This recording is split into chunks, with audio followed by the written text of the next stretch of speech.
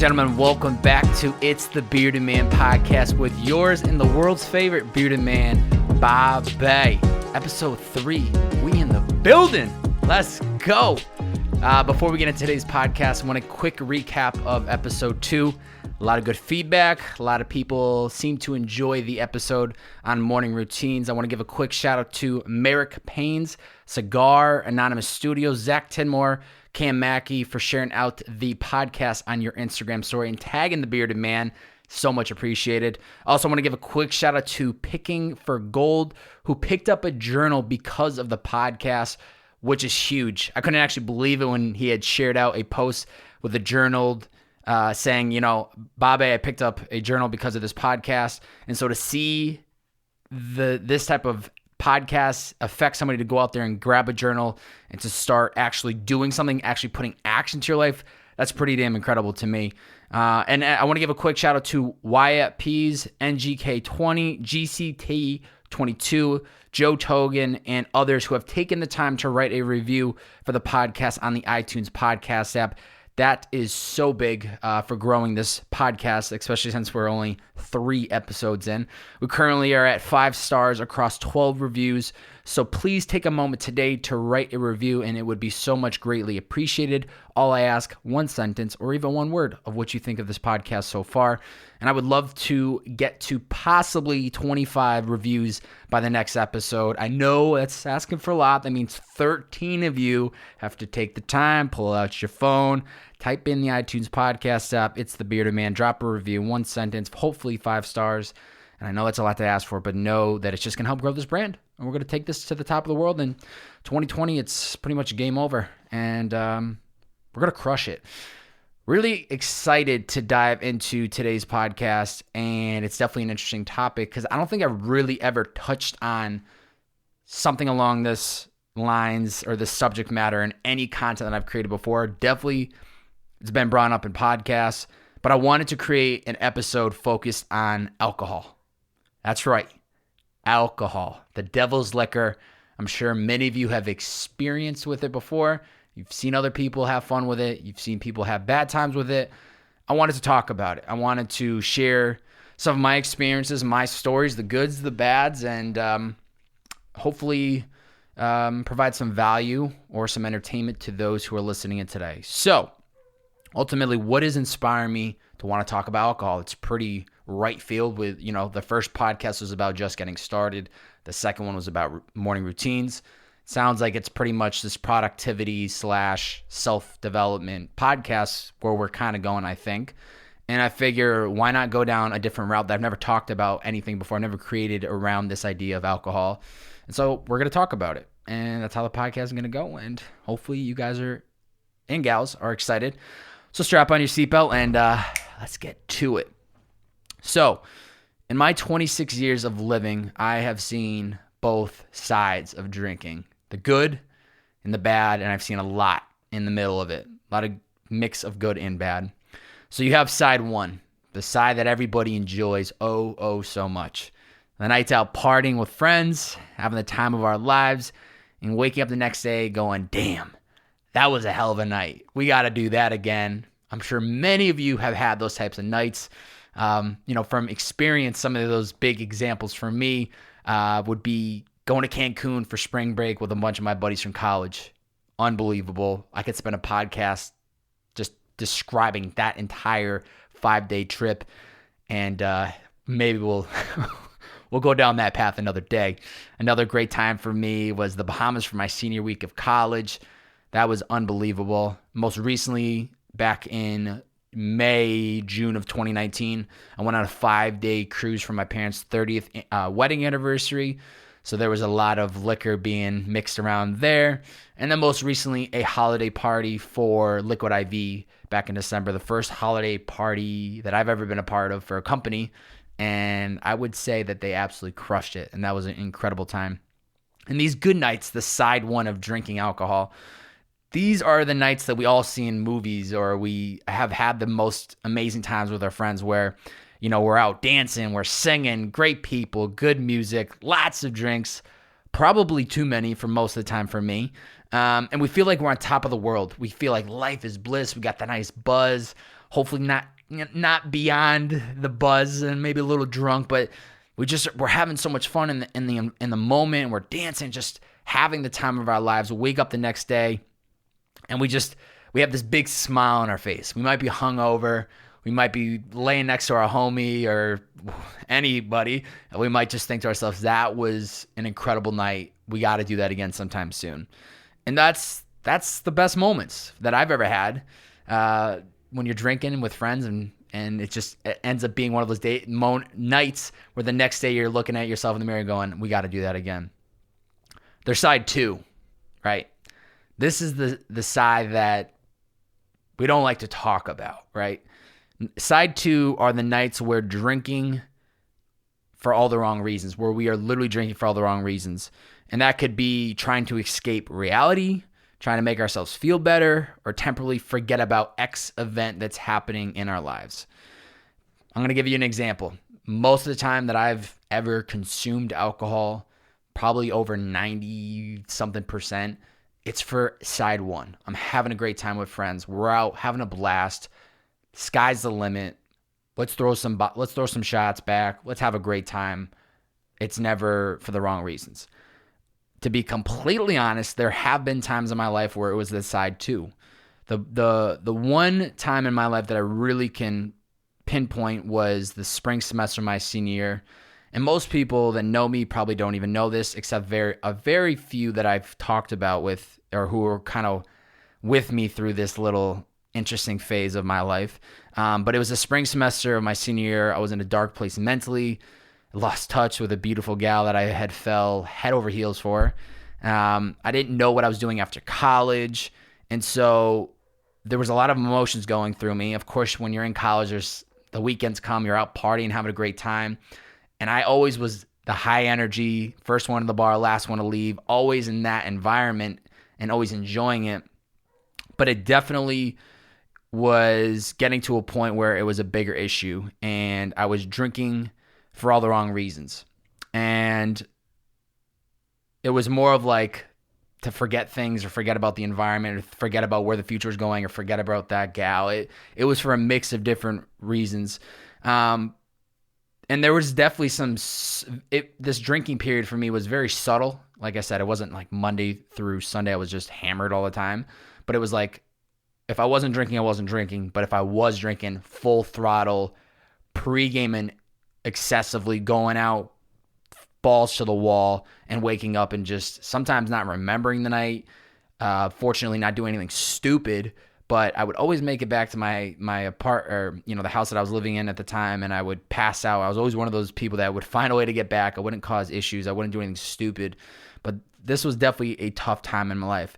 And I never really talked about it because when you're 21, 22, you can like to keep things bottled up. I feel like you really start to grow up after you move out of your house at 18, 19 for a lot of people. And so 21, 22, I'm still young, but like smarter than I was at 18. And a lot of the emotions or things that I was going through was very bottled up. And like I said, I was talking it through with a couple of people. Definitely my parents had no idea. I don't want to make it sound like I was in the toughest part of my life, but at least in my 26 years of living, this was definitely the 6 months that I was in this weird rut of just definitely partying too hard and for the wrong reasons. It was to enjoy the time with my friends that I was in college with, that we were celebrating our last semester. But also at the same time, it was like trying to not stress about events that were coming, things that were happening in my life. And so it kind of became drinking for the wrong reasons. And, now I'm so comfortable with sharing my voice, sharing my story, sharing my experiences in podcasts and through all the content. But back then, like I said, I wasn't comfortable with doing that. And now I feel great when I do this stuff because I feel like it's a therapy session. I feel like I'm just owning up to who I am and what I've been through, and really in the hopes that, a lot of these podcasts are entertaining to people for all the right reasons, but also hopefully it's insightful and helpful to people out there. But yeah, it was an interesting time. So we have side one, the great, side two, the bad, and then we have side like 2.5 that I kind of think of as these are the people who become the weekend warriors, right? So we're drinking for the right reasons. We're drinking for the wrong reasons to escape. And I guess it should be side 1.5 now that I'm thinking about it, because it's right in the middle. This is the weekend warriors, right? Friday night through Sunday, it's full throttle partying to escape the misery of the weekday career, which is scary. I'm not here to tell people how to live their lives, and I know everyone has different situations. I hope that people really believe in themselves enough that they can find a career that they love to work every single day, Monday through Friday, Monday through Sunday, whatever your schedule is. So I'm not here to say you got to find a new job, blah, blah, blah. But I know there's a majority out there who live through the Monday blues, Wednesday hump day, Thirsty Thursday, and then it's Friday. It becomes this full throttle partying for trying to forget about the weekday, Sunday night scaries, quote unquote, and then back to the grind Monday. And then it's just this big cycle. Now, don't get it twisted. I enjoy my personal time. I like having time to myself. And if that's what you like doing on the weekend and you love what you're doing during the weekday, just ignore what I'm saying. But I think we need to be aware, and there's people out there that are doing it excessively during the weekends to forget about what happened during the week, and then they're going through the Monday through Friday grind, and it's just this continuous cycle. Once again, this entire podcast is talking about alcohol, and so I'm just trying to paint pictures of kind of what I've seen and what I've learned out there. So if we're in that instance, if we're partying all week long and if we're working all week long and then we're partying all weekend, when is there ever going to be time to figure out what you want to do, right? It's this continuous cycle, like I was saying. 3 months pass, 6 months pass, 9 months pass, 1 year, 2 years, 5 years. I think we've heard stories before where, I wish I could have done this. I wish I could have done that. And I really do believe that everybody has the ability to find that one thing they really want to do. And that was really why I cut back drinking a lot in the last couple of years, as I'll get into in a little bit, was because I needed to figure all this shit out. And I knew that if I was wasting time and money and energy at the bar, it was just pulling away from me really figuring this shit out. So it's, outside looking in, you could say, Bobby, you're lucky. You found, your great job at Liquid IV. You're lucky with all the guests that you've met. Luck does play a role, but at the same time, I was setting myself up for the best opportunities possible because I was so focused in on what I needed to do. I was cutting out things that weren't actually, bringing value to my life or weren't actually getting me closer to what I was working towards. So we could say it's luck, but, there's a lot of factors that play into it. So as I've said, now that I am who I am and I enjoy creating content and I enjoy sharing, I just figured let's talk about it. This is the new podcast. This is a platform where I'm just going to be sharing my insights and my thoughts. Let's, lights, camera, fire up the mics. The Bearded Man's here, and let's let it roll, baby. So here's the scary truth. I've had family members that have lost their lives to alcohol. I had an uncle who drunk drove himself and killed himself into a tree when I was in high school. That was, really tough at the time. Rest in peace, Joe. I've had uncles, family members, or people that I know who have gotten DUIs, who have lost careers because of alcohol, who've caused emotional and financial issues to their loved ones because of it. This liquid can really become an issue when it becomes part of somebody's daily life. It can really screw up everything. Careers, relationships. It can really get into this ugly spot and somewhere that nobody, I think, ever wants to be. I never wish to see anyone in these situations, first off, right? Like, I think that's the important thing. You have to talk about things before they happen so that we can address these issues and we can hopefully prevent ever being in these situations. And I was having a conversation with my father the other day, and I was telling him, we were talking about just alcohol and consumption, and I wasn't thinking this way a couple years ago, but it's like life is so beautiful with how there's just so much beauty in this world. Just movies, reading books, outdoors, whatever your passions are, whatever you enjoy to do, there's so much beauty in this world. And we have this finite little bit of time to actually enjoy these experiences that the last thing we want to do is to waste it away by drinking it away, by guzzling back this liquor, this beer, this wine. It's all about moderation, as we'll get into. very much moderation. I'm not here to say don't drink alcohol. I'm just saying be aware of what this thing can do. It's legal if you're 21 and over. You can go to any liquor store and buy anything that you want in as much quantity as you want. But consuming it, how often and how much, can really, really affect your life. And I've seen it, and it's just ugly. And I hope that talking about it is just bringing awareness for people. Now, I'm going to be honest with you. Not happy with what I'm about to say, but it's the truth. And I'm not going to sit here and talk about this subject and not be real. When I was in my late teens and early 20s, I for sure got behind the wheel when I shouldn't have, or when someone else shouldn't have. So I've been behind the wheel when I shouldn't have been driving because of alcohol, and I've been in a car with somebody that had consumed alcohol more than they should have to be driving. I've done it. I'll be the first to admit it, and I'm not proud of it. I'll own up to it. That I've done it. I mean, there's nothing else I can really say. Fortunately, nobody has ever gotten into.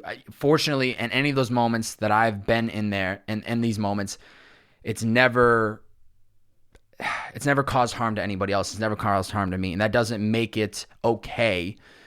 But thankfully, it never happened, and now I'm doing my best to never be in those situations again, because I'm so much more aware of who I am and how and finite this life is, as I was talking about before. And I remember growing up, my parents would talk about, or maybe my father more specifically would always tell, when I was definitely in my late teens, I was once in your shoes. You think you're invincible, you're not, and we're not, right? We think that just this one time we'll get away with it. We're not going to hurt anybody. We have no control of that. We have absolutely no control of that. And I'm sure we've all heard those stories of the great person who makes one small bad decision that ruins them for the rest of their lives. And if it happened to somebody, it can happen to any of us. That's the scary truth about it. It can happen to literally any of us. And the only way to avoid that situation is to be proactive and make these smart decisions. And as I said, I've been behind the wheel. I've been behind the wheel of other people. The past is the past. There's nothing I can do about it. There's not anything I can do to go back there and change it. But I can own up to it, and I can make better decisions moving forward. The only thing I can control is where I'm at today and where I'm going. And so that's all I can do. All I can control is this very moment, to not make these stupid decisions that I made when I was in my late teens, early 20s, and to make sure that I don't do this moving forward. There have been times where I drank beyond my limits, right? I have drank way beyond my limits to the point of essentially blacking out, waking up the next day going, I don't remember a thing, and having to gather the pieces to understand what happened the night before. And most of the times it's ever happened in my life, it is absolutely unintentional. My biggest problem is that when you give me a liquid, I just tend to consume it quickly. This could be water. This could be milk, coffee, alcohol, any type of liquid. If you hand it to me, I drink it, okay? I'm not the guy out saying, everybody, grab your drinks, throw them back. It's time to black out. It's not ever the intention, and I don't think that's the intention for anybody, except if we go back to that side too, where tough moments in our lives and we're trying to escape, that's when it's a really big problem. But for myself personally, I've never intentionally went into the night like it's time to black out. It's only happened because I when I'm in high energy environments and I'm having a great time, I lose track of how much I'm consuming and how quickly. And so, need another drink. I'm having a good time. I'm dancing. I'm talking to this person, talking to that person. Oh, she looks cute. Nice. How's it going? Doing this, doing that, grabbing some food. All of a sudden, boom, lights out. Houston, we have a liftoff. The engines have roared. At this moment in time, I'm now on Mars, and there's no point of return back to Earth until tomorrow when I'm sobered up. And it's scary because I'm a freight train, right? When I get going, there ain't no stopping. Full speed ahead, and it's not good. It's not good. It's been there. I've been there, and I've done that. And so, yeah, not intentionally. It's not like I'm out here trying to black out, but there have been those times where I lose track of how much I'm consuming. I'm not aware of how much I'm consuming. And so it just gets into a real space where I wake up the next day and I'm like, damn, I shouldn't do that again. And it ends up happening down the road again. So I didn't learn my lesson. As I said before, towards the beginning, I've used it as escapism. Not so much, but I have used it in the past where I'm just trying to forget about something that's recently happened. I'm stressed out, and I'm trying to make myself feel better. And I think a lot of times we're drinking alcohol to make ourselves feel better. When I think it's a it actually doesn't make us feel better in the long term, right? In this very moment of drinking, you get that buzz. You feel great. That's like the ultimate feeling of alcohol. You get the buzz, you feel great. You're like, yeah, I'm ready to go. Let's go have a good time. Boom. Then you get drunk. And then at that point, you just keep consuming because once you get going, like as I said, it's a freight train. You can't stop it. And that's when it becomes a problem because you just go. And then you wake up the next day and you're like, what the hell just happened? I think once again, being in my 20s and keeping it to myself, most people might not have known I went through those couple of moments. But the best thing to do is now talk about it to show that we all go through our own experiences in this life. When the liquor becomes an outlet to escape, that's the huge problem we need to address before it leads to other bigger issues. If alcohol is somewhere that we are using it to just escape reality, escape the bullshit that we're dealing with today, that's when it's a problem or it could become a bigger problem. And so we need to address it. But as I said, drinking to escape has never helped because you go through that whole phase of feeling buzzed, you feel great. But it's when you wake up the next day, you feel worse off than you did before, right? You feel worse off than you did before that first drink that you had. And now you're hungover. You feel like shit. The day's going to be a waste because you're just laying around. You don't feel good. And sometimes this can lead right back into picking up the bottle, the drink again, which then starts the domino effect of going back down this road that you don't want to go down. And if you've never been in that situation, I'm sure you've seen it happen for other people, and it's not good. It's scary. You know, there were those weekends when I was in college. It's like we'd wake up from Friday night partying, crack open a beer at 9, 10 a.m. the next day, and go right on through till Sunday. In those moments, we were having a blast. It was for the right reasons. Not the right reasons, but we were there to have fun and to enjoy ourselves and be 20 and dumb and make stupid decisions. But I think it can be a bigger problem when you're drinking to escape reality and you're trying to numb yourself from things that you're currently dealing with. So what I've realized about myself when it comes to alcohol is that I do enjoy a casual drink. I like the taste. I really do. I'm a big craft beer guy. I don't like tequila. If you hand it to me at the bar, it's going to be hard for me to refuse it because I feel like that's you got to be a nice person, and somebody's buying you a drink, you got to do it. Am I going to go to a liquor store and buy a bottle of tequila? Absolutely not. And I love Jameson. Irish whiskey. See that? The bearded man with the orange beard with the brown hair. Doesn't make any sense. I'm a Jameson guy. And I have to give that to my cousin Julie Sober, who put me onto it back in the summer of 2015. And now I love Jameson. I don't drink it all too often, but I do like and enjoy Jameson. So what I've also realized about myself is that I can only drink in moderation. Going back to those early 20s, freight train, once it gets going, it's hard to stop. I can't do that anymore. And I know because I realize that, I need to drink in moderation, and I need to be very conscious of how much I'm drinking and how fast that is. Because if I don't, it gets down this dark path and somewhere that I don't want to go, and I wake up the next day, I'm hungover, I feel like shit, blah, blah, blah. We all know that story. So sometimes what I've realized, it's better for me to just not touch it. And instead of me debating, I could just have one more. Because once you get a couple in you, if you've drinking alcohol before, once you get a couple in you, you feel loose, you feel good. I could have one more. I could have 2 more, 3 more, and then it keeps going. Sometimes I realize, don't touch it at all. Stop yourself from even having to debate, should I drink, should I not drink? And then you just completely eliminate, should I have one more, should I have one more? I've also realized that alcoholism is a disease.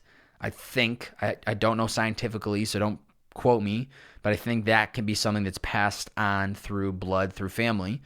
And knowing my family history, I think that some type of it is in me, but I'm much more aware of it, and I'm able to be ahead of the ball and stop this from becoming a bigger problem. And seeing family members of mine and seeing what other people have gone through, it's not cool, man. It can really, really hurt people. And I just feel very fortunate that I'm aware of it at 26, and I've gotten much more aware of it over the last couple of years. And the reason I started to be much more aware of how much I was consuming started when I moved out to LA. That was the shift. A lot changed about me when I moved out to LA, the whole morning routines, being much more health conscious. But a couple factors that led into it, as we'll get into after this high quality H2O break.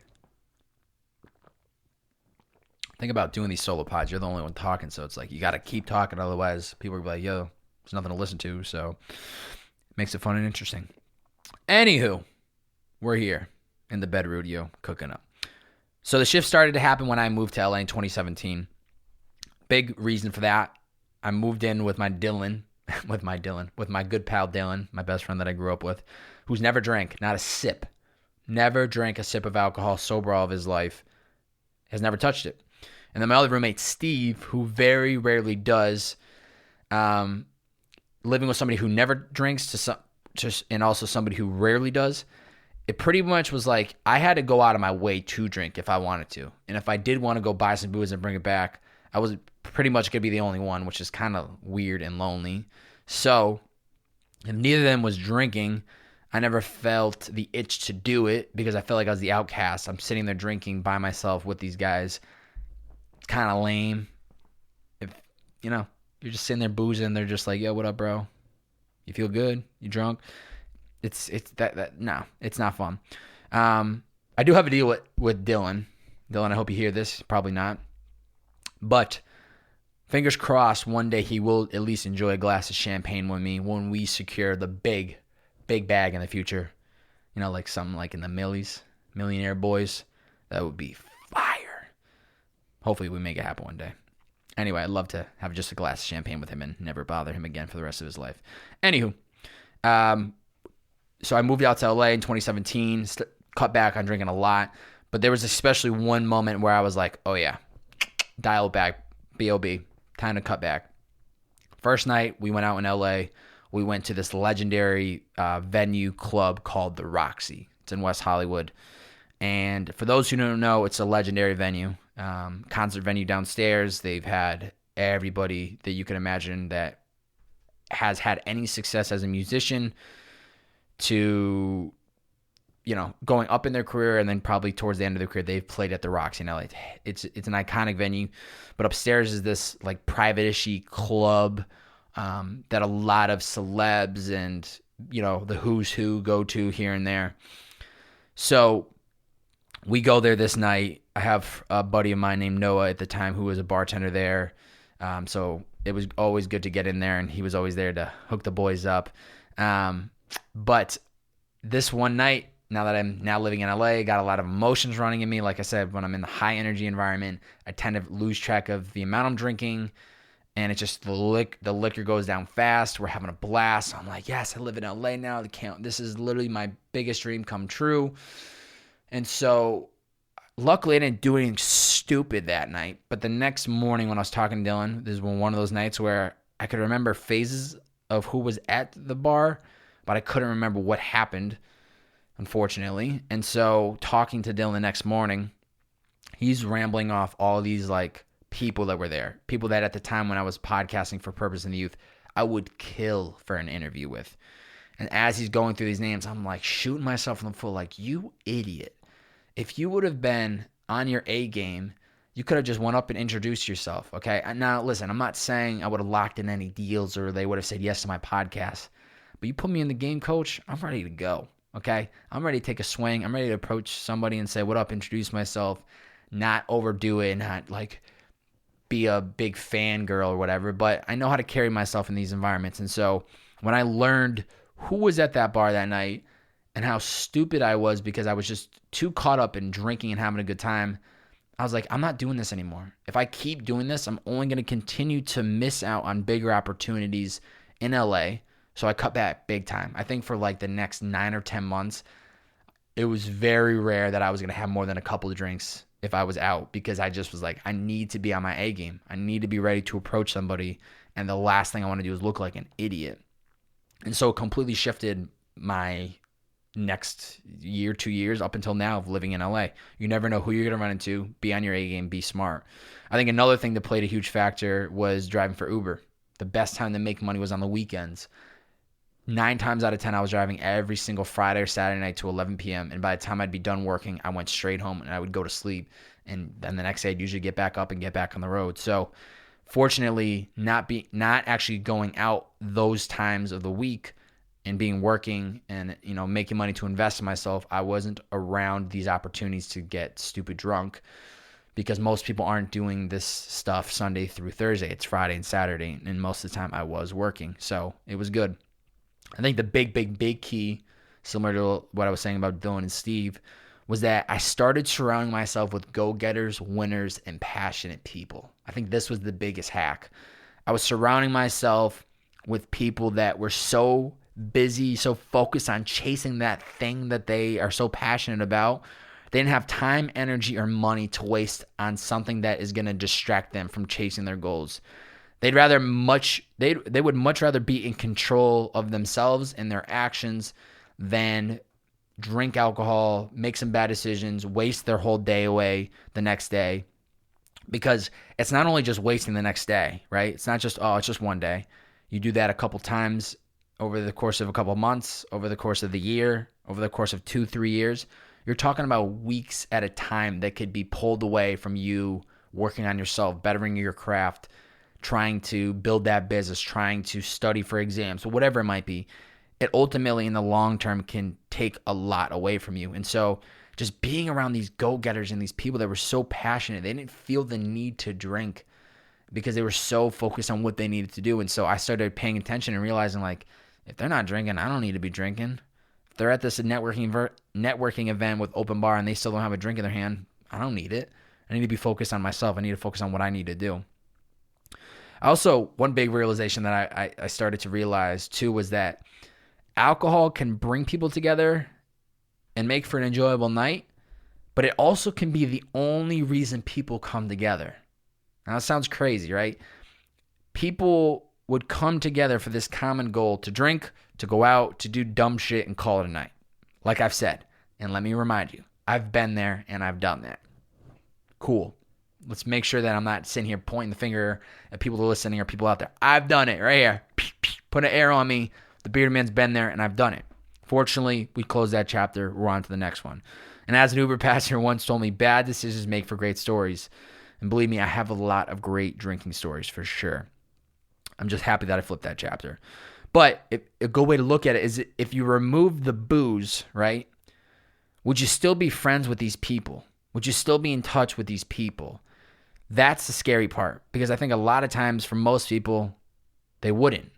This is just an environment of people that have this common goal to go out and have a good time. But other than that, there's not that many common passions, similarities. It's just this common thing we're here to do, and it's that liquor, it's that alcohol. We're here to just get drunk and have a good time. Once again, it's fine to have these people that you enjoy going out with, but are they people that in the long term you're going to stay in touch with? If that alcohol got removed, would you still be friends with them? Is it worth you spending that time and energy hanging around people that the only thing we have in common is that we go out together? I don't know. It just been there, done that. And now looking back, it's like, I don't regret anything, but that's only going to be okay in the short term. In the long term, those relationships are going to sizzle. So most of the time that I do drink nowadays, it's more of a treat to myself. It's for crushing through a successful week, right? Like on a Saturday night, I might sit back and enjoy a couple beers, and it feels good because it's a reward to myself. I crushed the week. I put it all on the line. I went full throttle, and I did what I had to do. I just try to make this more of a reward to me than anything else. And so I think that's the right way to approach it. Alcohol, in one way, could be a reward for celebrating life, for celebrating big events. It doesn't need to be this thing that we incorporate into our lives on a daily basis. Once again, this is just my opinion. Take it for what it is. I'm not here trying to tell you guys and gals how to live your life.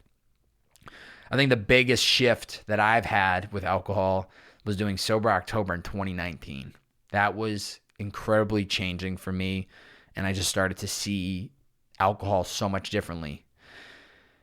I became familiar with this idea of Sober October from Joe Rogan's podcast, and I never considered it. He had talked about it the last 2 years as I was listening to his podcast, and I thought it was such a great idea, but I never was like, I need to do it. And it wasn't until I was back home this past September for a charity golf tournament and a wedding, and towards the end of the vacation, I was like, I woke up the next morning, I was hungover, and I just said to myself, I'm doing the Sober October. It was like 2 or 3 days away from October 1st. I just said, you know what, screw it. I feel like shit right now. It was at the time I was trying to figure out this next career opportunity. It was right after this conversation I had about opening my eyes of, I need to get off this Uber grind. I might have to put the podcast on pause. So the timing was also I need to step away from everything. I need to get really clear-headed, and I need to figure out this shit of what I want to do with my life, or at least what's the next chapter looking like. So I cut out the booze. 2-3 days in, I fly back to LA. I remember I had a 4-hour delay in Denver airport, and I was like, man, it would be so nice to just have an airport beer right now. I have 4 hours to kill, but I stuck to the plan. I told myself, if I'm going to do this, I need to commit. And so for 30 days, I didn't sip any alcohol. Nothing. I can go to the grave, and I promise you, I did not touch any of it. I told myself I'd commit for the 30 days, and I had my eyes on the prize. And little did I realize that committing to this 30 days was about to teach me so much more than I ever could have realized. I just thought it was going to be a good reset. It's going to save me some money. It's going to make my body feel good, and that was it. But after 1 week of doing no booze, it got a lot easier. If you can do 1 week, you can do 2. If you can do 2, you can do 3. If you can do 3, you can do 4. I was just looking at it as baby steps. 1 day at a time, you don't need to touch it. And so after the 30 days, looking back at the benefits, I was like, wow, this is actually life-changing. A couple things. One, I slept better every night.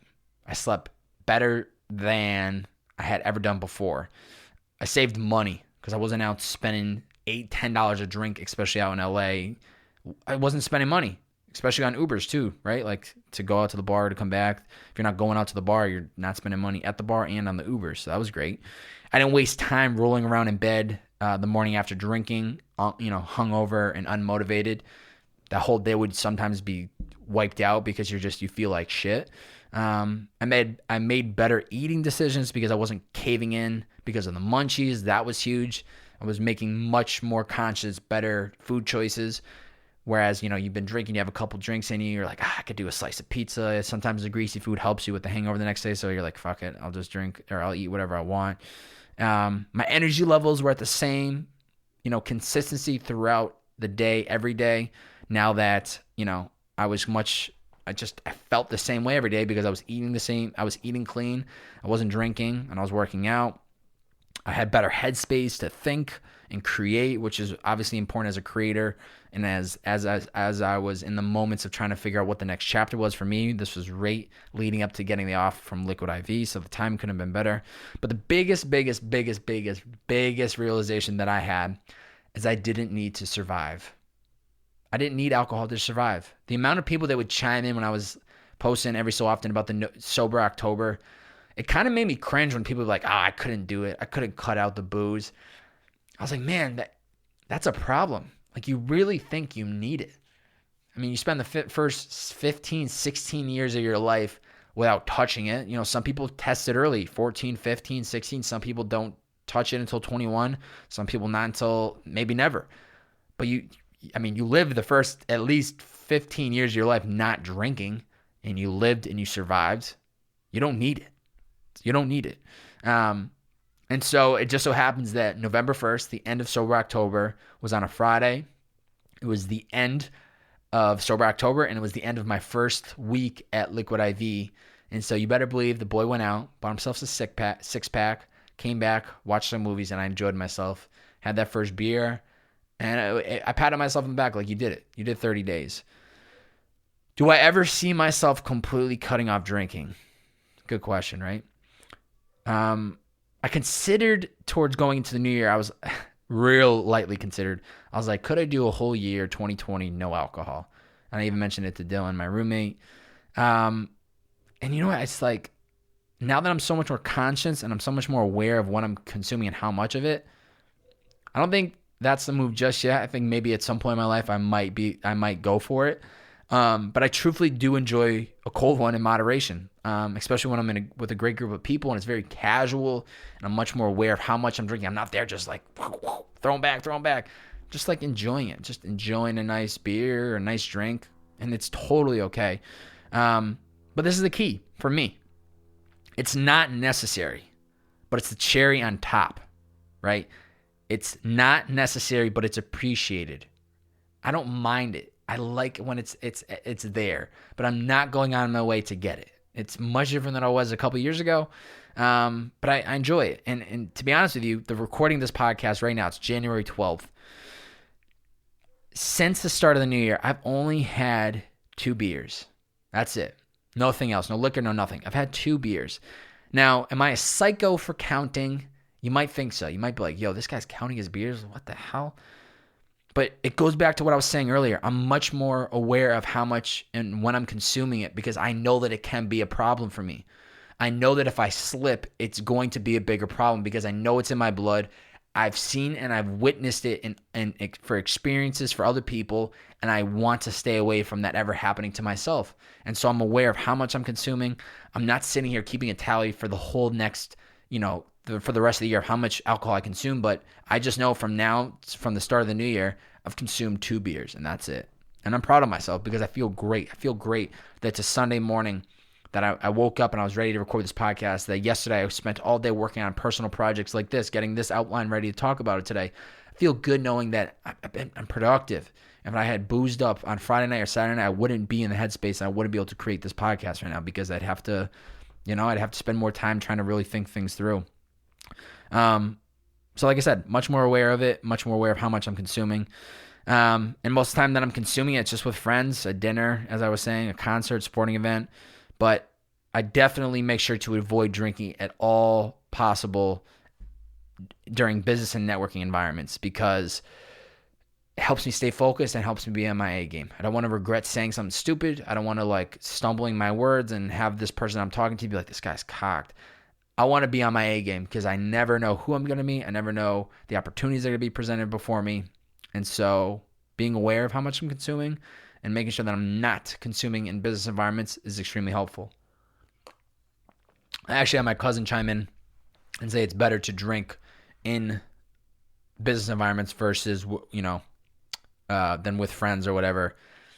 I guess that's a good perspective. I understand, the way you're looking at it, but I feel like I have in my system, don't ever sign a contract or don't do anything stupid under the influence of alcohol because you're not thinking clearly. Even if you've only had a couple, you still got to be very, very, very smart. A couple Bearded Man community questions. Pulled 5 great questions. Posted on my Instagram story, trying to see what people wanted to talk about. Joey Scher, 37. Does it take time and space to break the cycle of being addicted to drinking? This is a great question. Joey, I think it takes both. Like breaking any habit or creating any new one, it takes time, right? We don't see the direct benefits after day 1, day 2, day 3, day 10. This is something that we have to trust and believe is going to happen with time. And as long as we stay disciplined, as long as we take it one day at a time, we will break that addiction. It's baby steps. It's just one day at a time. Don't think about, I need to quit booze this whole year. Oh my God, that's so overwhelming. No alcohol for 365 days. No, one day at a time. I don't need it today. Get a calendar, cross off an X on the day that you didn't touch booze. Great. Let's move on to the next day. Same thing, cross off an X, one day at a time. Don't think about the big picture. It's going to be too overwhelming. Second, and the most important part is space. You need space to break the alcohol addiction or any addiction, in my personal bearded opinion. I think if someone's addicted to drinking and is trying to break away, we need space for 2 reasons. One, space away from people that influence us to do it. If you're around people that are peer pressuring you to drink, just have 1 beer, man, you'll be fine. Well, it's pretty easy to say yes, but if you're around people that will not even offer it to you, I think you're going to be in a better position because you're not going to be tempted to touch it. And number two, and more importantly, space to think. You got to get away from all the distractions, from all the noise in the world. Put down the phone, shut your laptop, shut off the TV, and just think. Just be alone and self-reflect and ask yourself on like, what do I ultimately want with this life? I spend so much time with this throughout the day, every day, throughout the week, just reflecting constantly on the actions and the decisions and the people that I'm around. And I think we really forget easily that this whole game of life is experience. It's just one experience, right? To me, it looks like just one big video game. I was a big video game kid growing up, and most recently, I'm like, we actually are just living a video game, right? Like, there's a lot of shit out there in the world to do. You can go do whatever you want. Be smart about it. Don't cause any harm to anyone, but you could pretty much do anything in this world you want. And so, I know it's like, oh, life's going to end. Oh, nobody wants to talk about that. Boo-hoo. But it's like, ladies and gentlemen, it's the reality. Stop acting like this whole shit is just not going to happen. I mean, I'm in my prime right now, right? Like, I keep trying to pinch myself every day. I'm 26 years young. I'm in the greatest shape I've ever been. I'm in the best mental headspace I've ever been. The beard has never looked better. I'm in my prime right now, and I'm trying to just stop worrying about getting to that next chapter, getting to the next thing, and just live in the moment, enjoy these experiences, because this shit's going to come and go. And I'm just trying to be able to make sure that I look back and go, you know what? I lived every moment to the fullest that I could. And that goes back to what I was saying earlier, just like, with this whole life being an experience, there's so much beauty around us. Go read a book, go walk outside, talk to family members on the phone, grab coffee with an old friend. And I think realizing that and having the time to reflect also helps us be more present and being in the moment in our day-to-day life, which is extremely, extremely important. Jordan Tarver, 3 internal benefits of being sober for 30 days. Things you feel but people don't see. Great question. 1, most importantly, the whole 30 days of October made me realize that I can accomplish anything I set my mind towards, without a doubt. Doesn't matter how big or how small. If I set my mind towards it, I put in the work, and I stay disciplined, I can accomplish any goal, and I think anybody can do the same. Number 2 was overall gratitude to be healthy and breathing. Now that I wasn't throwing this toxic liquid into my body, I was very much more, healthier and just more appreciative of my breathing. And then thirdly, much clearer headspace for thinking, reflecting, and creating. There wasn't anything in my brain or in my body that was going to deter me away from thinking clearly, and it got rid of a lot of the fog. Even if you go out one night and you have a couple drinks, 3 or 4, the next day, the first couple hours, you got that fog. You might not be hungover, but you find it feel groggy. You got to take a shower, and you still kind of feel like shit, and you got to have some food. Getting rid of it just helped me have such a clear headspace. Ben Bradford, how easy is it for you to enjoy nights being sober compared to them when you were drinking? Great question. That's the problem. Sometimes we think we need alcohol to enjoy our night. As I said, I think it should be a cherry on top, unnecessary but appreciated if it is there. Once again, with cherry on top, this is like ice cream. You love the ice cream, but you put a little cherry on top, it's like, this is bomb. Without the cherry, you're still enjoying the ice cream, but with it, it's just an additional little piece, and it's good to have. It's easy to fit alcohol into just sitting around with the boys or the gals, have a couple of cold beers, maybe have a couple glasses of wine, whatever your fancy is. But, I don't need it. And I've realized that. It's much easier for me to enjoy every minute of the day just because I'm much more aware of just like my thoughts and my being present. And a lot of this is coming from meditation. When it comes to Saturday after a long productive week, there's nothing better than just kicking it with the boys. I didn't drink anything last night. I just watched the new Kevin Hart doc series on Netflix, which I highly recommend. And then I started watching a movie, but I didn't need any alcohol. I used to say I can rationalize and have a couple, but I knew I was recording this podcast today, and I just didn't want to have it. And ultimately, I've really, in the last couple of weeks, I've just grown to appreciate stillness and relaxation a ton without alcohol. Because it gives you that time to reflect. It gives you time to just breathe and to relax and think about the past week and think about where you're going. Think about the things you want to accomplish in your life and the big dreams that you have. So important. I saw on Friday night an artist that I'm a huge fan of, John Bellion, recording artist. He tweeted, "I attribute a ton of my quote-unquote success to taking enormous amounts of time off and getting a ton of sleep. And I think that's a great point. Slowing down the stillness. And I don't need to have a beer to have a good time. I know I'm kind of sidetracking a little bit, but I think this all funnels a way back in. So yeah, it's much easier for me now than in the past. Just realized I don't need it to be happy or to enjoy myself. It's a nice addition, but it is absolutely not necessary. Nick Sincata, what's the worst alcohol experience you've had? Great question, Nick. A funny story was when I was in the Bahamas for senior week. This is a crazy story. That was a crazy 5 days. There was one story where I'm going to give you two stories, a funny one and then not great. One was the funny one. I'm in the Bahamas. One time I'm laying, we go out one night, we're partying and black out, lost track of how much I was drinking. And I woke up. It was like out of a movie. I opened my eyes and I see the blue sky and it's not dark. It's very bright out. And I'm like, holy shit. So I look to my left, I'm on the beach. I look to my right, I'm on the beach. Nobody's around me. I'm laying on one of those beach chairs, and I sit up like out of a movie. My buttoned up shirt is like half unbuttoned. Thank God I have my phone on me. My hair's all over the place. Nobody's around. And I'm just looking around, I'm like, what the hell just happened? So the best part is we had stayed on Atlantis, I think is the name of the big resort in the Bahamas. You can't make this shit up. Big resort. It's got multiple hotels on the same campus or whatever. So I go up to like one of the workers. I'm like, hey, I'm at this, I forget the name of it. I'm at this hotel. How do I get there? And she just looked at me, big eyes. She's like, oh, you're going to have to hop on the trolley. You're on the other side of the campus or the resort. I'm like, holy shit.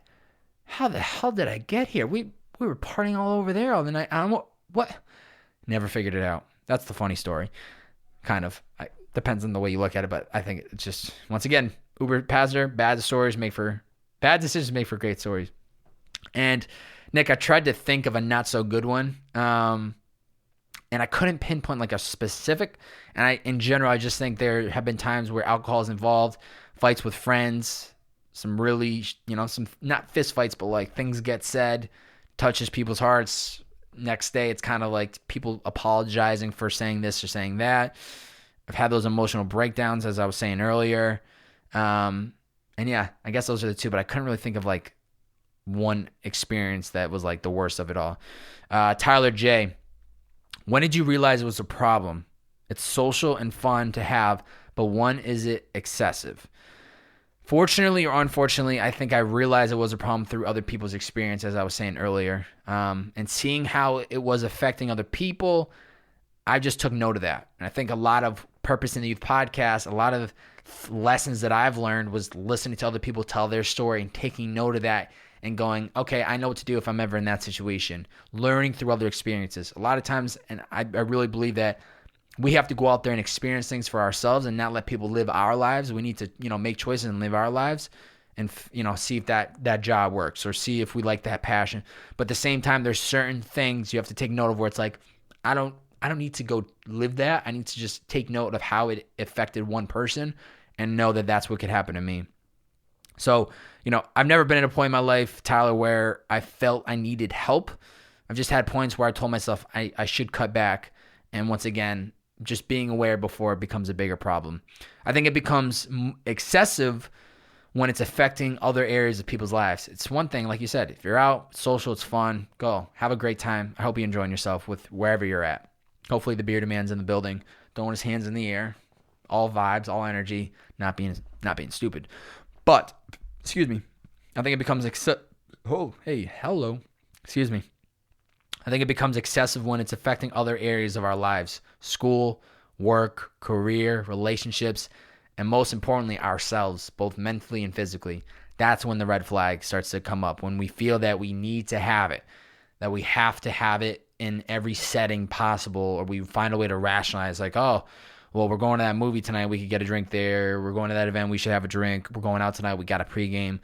When it becomes like this rational, you rationalize everything needs to incorporate alcohol, that's when it becomes a problem. So if you're out, having a good time with friends, it's one thing.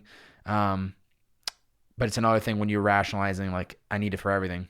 I definitely want to point out one specific group of people that I've been fortunate to get involved with since moving to LA is a YouTube group by the name of Yes Theory. Some of you guys and gals might know of them. Some of you might not. But I will say this. What's been incredible about this group of people, and long story short, for those who don't know who Yes Theory is, they make incredible YouTube content that is inspiring people, that's helping people seek discomfort in their life for the right reasons, to chase that job you've always wanted to chase, to push yourself outside of your comfort zone. They do incredible vlogs of just like traveling around the world doing incredible things with incredible people. I've been very fortunate to go to a lot of their events in LA. And the one thing that I've always noticed about this group of people, some of the best nights I've ever had in LA, is that these events, most of the time, there's no alcohol. There's no alcohol to buy. There's no alcohol brought in. It's very much an alcohol-free environment. And I've had some of the best moments of my life. I've met some of the greatest people in LA through these events. And it just goes to show you that you don't need booze to be happy or to have fun. You just need great people, great energy, great conversations, and that's it. And so going to these types of events, it's made me go, you know what? Anytime I've ever thought, oh, you have to have alcohol, you don't. Once again, it's okay to incorporate it. I'm not saying cut drinking. I don't want anybody to think I'm here to make this podcast and say don't drink alcohol. I'm just here to shine light on being aware of how much you're consuming, why you're consuming, and ultimately the effects that it can have on your body. And then lastly, from Albert Garcia, at Albert Garcia, he said, we have to be responsible with it. Self-control is key to enjoy. Retweet, my brother. I love that, and I just wanted to add that in. So, takeaways from today's podcast. I think alcohol is completely fine to have in our lives as long as it's in moderation. That's all I'm going to say. Like, you drink as much as you want to drink. Just be very conscious of how much you're drinking and just make sure you moderate it. To me, drinking should be a treat or a reward to ourselves for crushing the week, celebrating big events in our life. We should be able to drink it and feel like we earned it. And I think that's the key to it. As I've said before, I've made stupid decisions in the past, and I'm here to own up to them. I'm here to be honest with you guys and gals that I have done dumb shit in the past. I've drank till I was blacked out unintentionally, got behind the wheel when I shouldn't have, or behind the wheel when somebody else shouldn't have. I've made a comment to people, or I made actions that I shouldn't have done. And so, yeah, I've learned from it. I can't control the decisions I made in the past, but I can control the decisions I make today and the decisions I make moving forward. Ask yourself, I think another takeaway is ask yourself if you'd still be hanging around certain people if you remove the alcohol. As I said before, alcohol brings people together for most of the time, a lot of the right reasons. But are you around these people for the right reasons? And if you're not, if you remove the alcohol and you don't see yourself still hanging with these people, that's a red flag. Be cautious of who you're spending your time with, because this is a one-shot deal, this whole life, this whole experience. But I think the biggest takeaway that I hope people get from this is you don't need it to survive. You do not need alcohol to survive. You will live great and be happy and be healthy without it. You'll feel 10 times better actually without it. As I said before, you make better eating decisions, clear headspace, more energy on a consistent basis. You sleep better at night, and you have more money in your pocket. So to me, ladies and gentlemen, that is a win, win, win, win, win. 5 wins. It's fun. It tastes good. So if you're enjoying it, please do. But just know you don't need it to live. Ultimately, as I've said, be aware of how much you're consuming, how rapidly, and why. Is it to have fun with friends and enjoy the night? Please be my guest.